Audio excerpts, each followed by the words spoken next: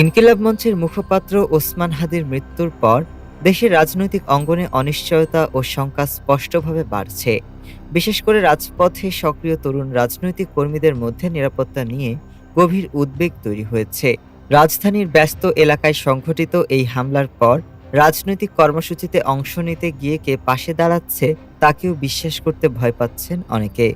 রাজনৈতিক বিশ্লেষকদের একাংশ মনে করছেন, হাদির ওপর হামলাকে বিচ্ছিন্ন ঘটনা হিসেবে দেখার সুযোগ কম। আসন্ন জাতীয় নির্বাচনকে সামনে রেখে সহিংসতার ঝুঁকি আরও বাড়তে পারে বলেও তারা আশঙ্কা প্রকাশ করেছেন। এই প্রেক্ষাপটে হামলার পেছনে কারা জড়িত সেই প্রশ্ন ঘিরে নানা আলোচনা শুরু হয়েছে। রাজনৈতিক অঙ্গনে অভিযোগ উঠেছে, পলাতক শেখ হাসিনা বর্তমানে ভারতে অবস্থান করে বাংলাদেশ বিরোধী উস্কানিমূলক বক্তব্য দিচ্ছেন এবং অতীতের সহিংস ঘটনার সঙ্গে যুক্ত কয়েকজন অভিযুক্ত সেখানে আশ্রয়ে রয়েছেন। কূটনৈতিক পর্যবেক্ষকদের মতে, মানবতাবিরোধী অপরাধে অভিযুক্ত ব্যক্তিদের আশ্রয় দেওয়া আন্তর্জাতিক আইন ও দ্বিপাক্ষিক সম্পর্কের জন্য উদ্বেগজনক।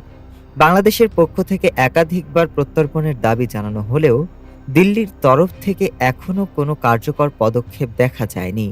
এদিকে নির্বাচনের সময়সূচি ঘোষণার পর পরিস্থিতি আরও সংবেদনশীল হয়ে উঠেছে। হাদি হত্যাকাণ্ডের পর অভিযুক্তদের সীমান্ত পেরিয়ে পালিয়ে যাওয়ার অভিযোগে সীমান্ত নিরাপত্তা নিয়েও প্রশ্ন উঠেছে।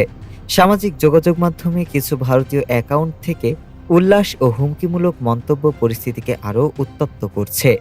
যদিও ভারত সরকার এসব অভিযোগ অস্বীকার করেছে, তবুও নিরাপত্তা বিশ্লেষকরা পরিস্থিতির ওপর কড়া নজরদারির প্রয়োজনীয়তার কথা বলেছেন।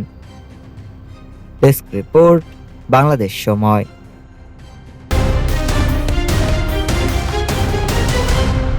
বাংলাদেশ সময়, সবার আগে দেশ।